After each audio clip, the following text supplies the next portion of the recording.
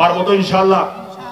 যদি কোরআনের বিধানকে আমরা প্রতিষ্ঠা করতে পারি, কোরআনের সমাজ যদি আমরা কায়েম করতে পারি, রাষ্ট্রের মধ্যে দুর্নীতি থাকবে না, রাষ্ট্রের মধ্যে কোনো বৈষম্য থাকবে না, রাষ্ট্রের মধ্যে অশান্তি থাকবে না। কোরআনের রাষ্ট্র, কোরআন সুন্নাহ ভিত্তিক রাষ্ট্র যখন কায়েম হয়ে যাবে, রাষ্ট্র একটা আদর্শ রাষ্ট্রে পরিণত হবে, রাষ্ট্র দুর্নীতি মুক্ত হবে, সুদ ঘুষ বন্ধ হবে, ইফটিজিং বন্ধ হবে, চুরি ডাকাতি বন্ধ হবে, ন্যায় বিচার প্রতিষ্ঠা হবে। মুহাম্মদুর রাসূলুল্লাহ সাল্লাল্লাহু আলাইহি ওয়াসাল্লামের কাছে এক মহিলা চুরি করার পরে তার বিচার চাওয়া হলো। মাখজুমি গোত্রের একজন কুরাইশি মহিলা, সে চুরি করে ধরা পড়েছিল। বিশ্বনবী মুহাম্মদুর রাসূলুল্লাহ সাল্লাল্লাহু আলাইহি ওয়াসাল্লাম কোরআন সুন্নাহ ভিত্তিক চুরি করার অপরাধে ওই মহিলার হাত কাটার নির্দেশ দিয়া দিলেন।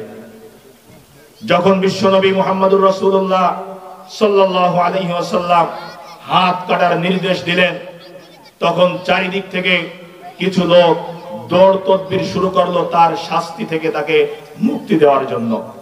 এরকম তদবির আমাদের সমাজে হয় কিনা? তারা হযরত উসামা ইবনে যায়েদ রাদিয়াল্লাহু তাআলা আনহুকে পরামর্শ দিল যে এই মহিলা তো একজন ধনী পরিবারের নারী, সম্ভ্রান্ত পরিবারের মেয়ে, সে ভুল করে চুরি করে ফেলেছে, তুমি যাও বিশ্বনবীকে বোঝাও কোনোভাবে তাকে এই শাস্তি থেকে মুক্তি দেওয়া যায় কিনা। উসামা ইবনে যায়েদ রাদিয়াল্লাহু তাআলা আনহু বিশ্বনবী মুহাম্মদুর রাসূলুল্লাহ সাল্লাল্লাহু আলাইহি ওয়াসাল্লামের কাছে গিয়ে যখন এই প্রস্তাব দিলেন, বিশ্বনবী মুহাম্মদুর রাসূলুল্লাহ সাল্লাল্লাহু আলাইহি ওয়াসাল্লাম তখন উসামা রাদিয়াল্লাহু তাআলা আনহুকে বললেন, উসামা, তুমি কি আল্লাহর জমিনে আল্লাহর বিধানকে, আল্লাহর হুকুমকে বাস্তবায়ন করা থেকে বিরত থাকার জন্য আমাকে বোঝাতে আসছো?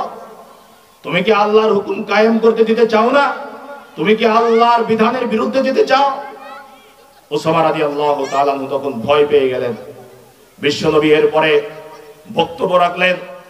হামদ ও সালাতের পরে বিশ্বনবী বললেন, হে লোক সকল, আমার সাহাবায়ে কেরাম, অতীতে এই সমাজের লোকজন ধ্বংস হয়েছে একটি কারণে, সেটা হচ্ছে তাদের মধ্যে যখন কোন ধনী ব্যক্তি অন্যায় করত, চুরি করত, কোন সম্ভ্রান্ত লোকজন চুরি করত, তখন তারা তাদেরকে মাফ করে দিত। আর যখন কোন দুর্বল ব্যক্তি অন্যায় করত, দুর্বল মানুষ চুরি করে ধরা পড়তো, তখন তাদেরকে শাস্তি দিত। এই কারণে আজকে তারা ধ্বংস হয়েছে।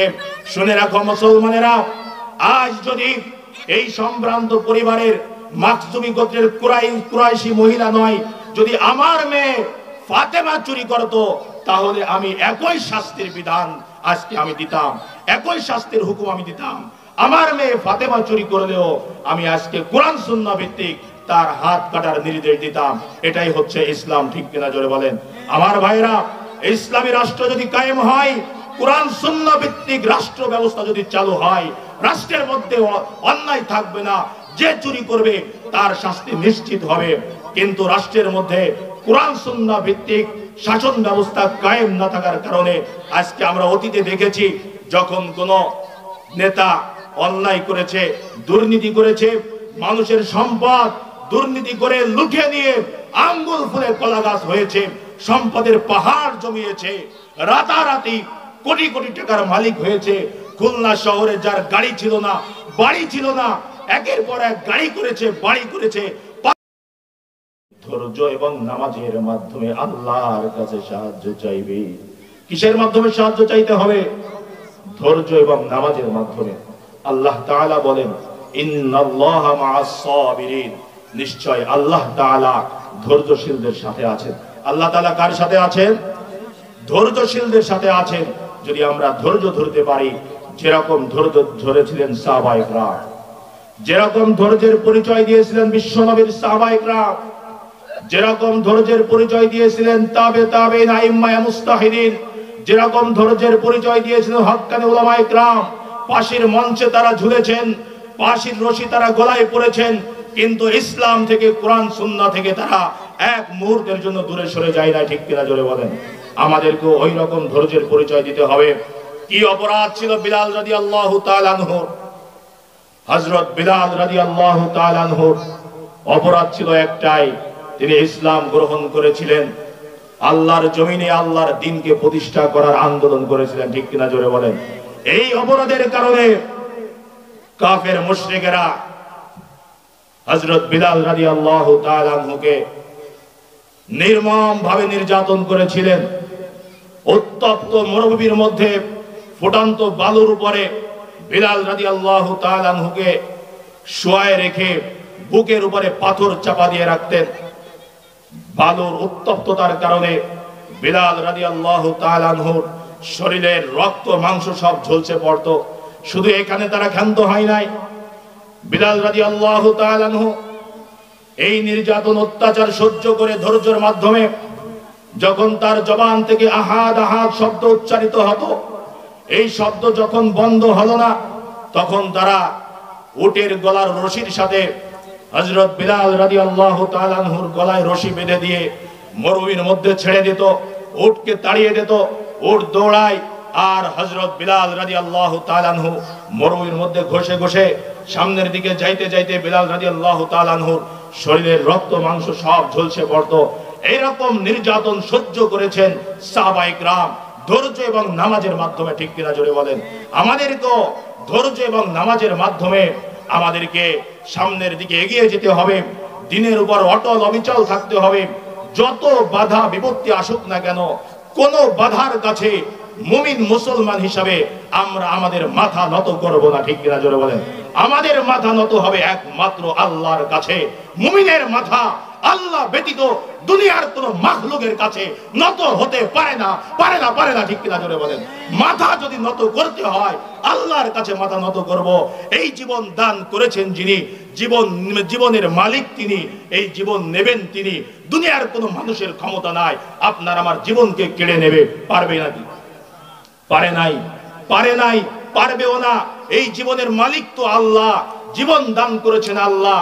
আল্লাহ তাআলা চাইবেন যতদিন দুনিয়ায় থাকতে পারবো ততদিন। সুতরাং দুনিয়ায় থাকবো যতদিন আল্লাহর বিধান নবীর আদর্শকে বাস্তবায়ন করার জন্য সংগ্রাম করে যাব ততদিন। পারবো তো ইনশাআল্লাহ। আল্লাহ তাআলা আমাদেরকে আল্লাহর জমিনে আল্লাহর বিধানকে বাস্তবায়ন করার তৌফিক দান করে, সকলে বলছে আমিন। সম্মানিত ভাইরা আমার, কিন্তু আমরা যে ধৈর্য এবং নামাজের মাধ্যমে আল্লাহর কাছে সাহায্য চাইবো, আমাদের সেই নামাজ তো প্রকৃত নামাজ হতে হবে, ঠিক কিনা জোরে বলেন। আজকে আমরা নামাজের ব্যাপারে বড় গাফেল, নামাজের ব্যাপারে বড় গাফেল। আমরা খুশু খুজুর সহিত নামাজ পড়ি না, নামাজের প্রতি আমরা যত্নবান হই না।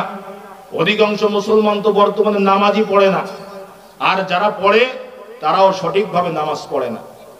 যার কারণে নামাজ পড়ার যে সফলতা, একজন নামাজির যে সফলতা আসার কথা, সেই সফলতা আসতেছে না। কেন? যে নামাজি নামাজ পড়তেছে, কিন্তু সেই নামাজ রাসূলের নামাজের মতো, রাসূলের সাহাবায়ে কেরামের নামাজের মতো, রাসূলের সুন্নাত মোতাবেক নামাজ আমাদের হচ্ছে না। এজন্য আপনি আমি নামাজ পড়বো রাসূলের সুন্নাত মোতাবেক। বিশ্বনবী যেভাবে নামাজ পড়ে আমাদেরকে দেখিয়েছেন সেভাবে আপনাকে আমাকে নামাজ পড়তে হবে। হযরত জয়নুল আবেদিন রাহমাতুল্লাহ আলাইহি তিনি দৈনিক 1000 রাকাত নফল নামাজ আদায় করতেন। বাড়িতে, বাড়ির বাহিরে, সফরে, যেখানে যে অবস্থায় থাকতেন, এমন কোন রাত যায় নাই যে তার তাহাজ্জুদ নামাজ ছুটে গেছে। প্রতিনিয়ত তাহাজ্জুদ নামাজ তিনি আদায় করতেন। জয়নুল আবেদিন রাহমাতুল্লাহ আলাইহি তিনি দান করতেন গোপনে, রাতের আধারে, কেউ টের পেত না। তার ইন্তেকালের পরে এমন 100-র অধিক পরিবারের খোঁজ মিলল যারা জয়নুল আবেদিন রাহমাতুল্লাহ আলাইহির সাহায্য সহযোগিতায় যাদের পরিবার চলত, অথচ তিনি জীবিত থাকা অবস্থায় কেউ জানতো না। এভাবে তিনি দান করতেন। হযরত জয়নুল আবেদিন রাহমাতুল্লাহ আলাইহি নামাজে দণ্ডায়মান। এমন অবস্থায় জয়নুল আবেদিন রাহমাতুল্লাহ আলাইহির বাড়িতে আগুন লাগলো, ঘরে আগুন লাগলো। প্রতিবেশী লোকজন ছুটে চলে আসলো।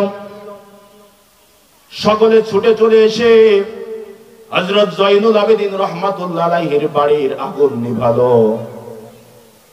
আগুন নিভানোর পরে দেখা গেল জয়নুল আবেদিন রাহমাতুল্লাহ আলাইহি নামাজে দণ্ডায়মান। জয়নুল আবেদিন রহমাতুল্লাহ আলাইহি নামাজ শেষ করলেন। নামাজ শেষ করার পরে হযরত জয়নুল আবেদিন রহমাতুল্লাহ আলাইহিকে লোকজন জিজ্ঞাসা করলো, ভাই আপনার ঘরে আগুন লাগলো, আমরা ছুটে এসে আগুন নিভালাম, অথচ আপনি টের পেলেন না, আপনি নামাজে মশগুল থাকলেন। হযরত জয়নুল আবেদিন রহমাতুল্লাহ আলাইহি বললেন, জাহান্নামের আগুনের ভয়ে, পরকালের আগুনের ভয়ে দুনিয়ার আগুন থেকে আমি গাফেল ছিলাম।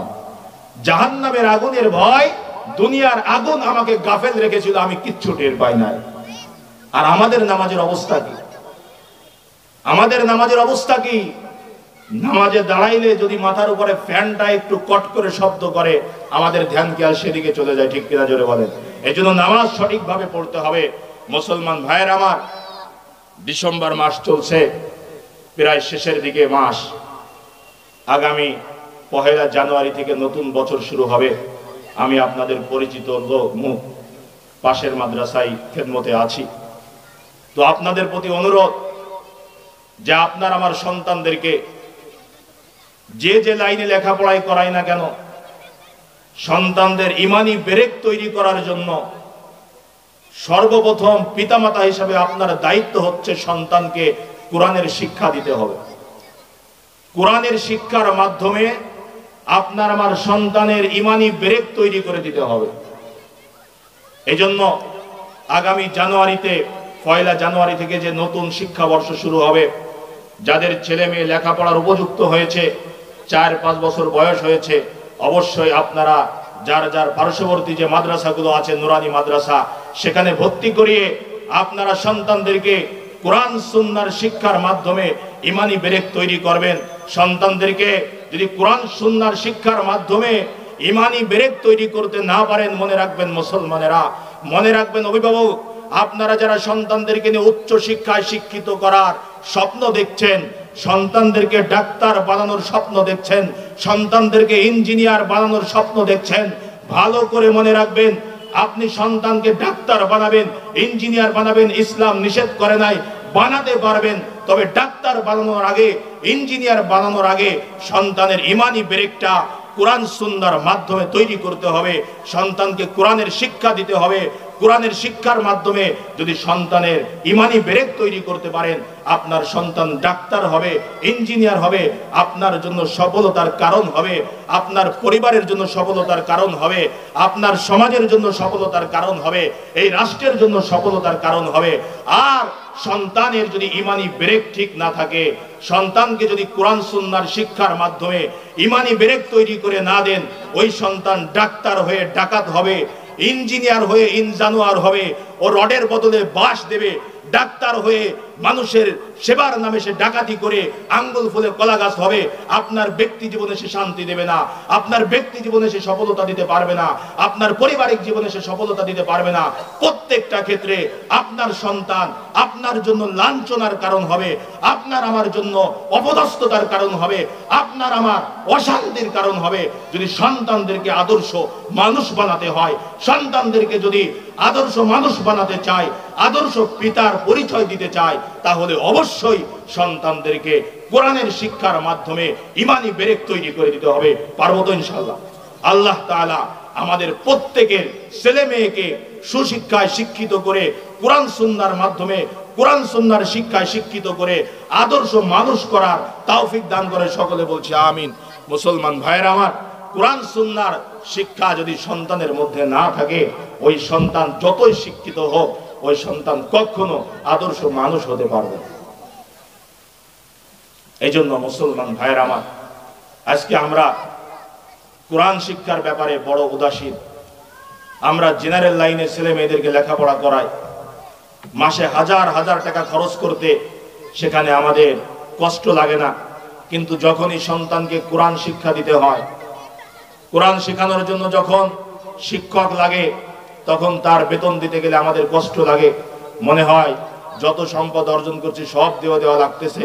অথচ একজন জেনারেল শিক্ষক, তাকে মাসে 5,000, 7,000, 10,000 টাকা, একজন মেডিকেল পরীক্ষার্থী তার বাসায় শিক্ষক রেখে 20,000, 30,000 টাকা মাসে টিউশন ফি দিতে একজন অভিভাবক হিসেবে আপনার আমার কষ্ট লাগে না, কিন্তু কোরআন শেখানোর জন্য সন্তানের পিছনে 500 টাকা, 1000 টাকা, 2000 টাকা ব্যয় করতে গেলে কেমন যেন কলিজা শুকায় যেতে লাগে। এরকম অভ্যাস পরিত্যাগ করে কোরআন শেখানোর জন্য আপনার আমার অগ্রগামী হতে হবে। একজন মুসলমান হিসাবে আপনার আমার সন্তানের জন্য কোরআন শিক্ষায় সব থেকে বেশি ব্যয় করতে হবে, কোরআন শেখানোর জন্য সব থেকে বেশি চেষ্টা করতে হবে। আল্লাহ তাআলা তৌফিক দান করে সকলে বলছি আমিন।